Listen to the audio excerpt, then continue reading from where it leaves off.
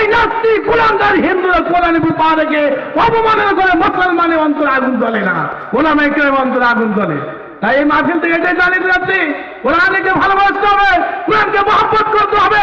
গুটি কয়েক নাস্তিক কুলাঙ্গার হিন্দুরা, সনাতন ধর্মের হিন্দুরা, যারা 4-5% হিন্দুরা আর 95% মুসলিম বসবাস করে সেই দেশে কোরআনকে অবমাননা করে, কোরআনকে কুটিক্ত করে, আমরা মুসলমান যদি কোরআনের প্রতি ভালোবাসা থাকতো, কোরআনের প্রতি ঈমান থাকতো, এই সমস্ত নাস্তিক, গুটি কয়েক নাস্তিক আর হিন্দুরা কোরআনকে অবমাননা করতে পারতো না। তাই কি বলেন? কোরআনের প্রতি ভালোবাসা রাখেন, কোরআনের প্রতি মহব্বত রাখেন। যেই কোরআনে তাকাইলেই নাকি, যেই কোরআনে বললেই নাকি, যেই কোরআনে রাসূল বলেন কোরআন তেলাওয়াত করলে সে আল্লাহর সাথে কথা বলে। আল্লাহ পাক রব্বুল আলামিন আমাদের প্রত্যেককে কোরআনকে মহব্বত করে, কোরআনকে ভালোবাসে, কোরআনের প্রতি ঈমান আকীদা এনে আমাদের প্রত্যেককে কোরআনের উপর আমল করার তৌফিক দান করুন।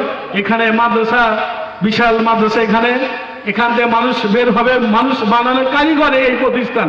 এই জন্য সকলেই আমরা যারা এখনো এদিক সেদিক আছি, আমরা তাড়াতাড়ি অতি শীঘ্রই এই মাহফিলকে কামিয়াব করার জন্য আমরা এখানে উপস্থিত হয়ে যাই।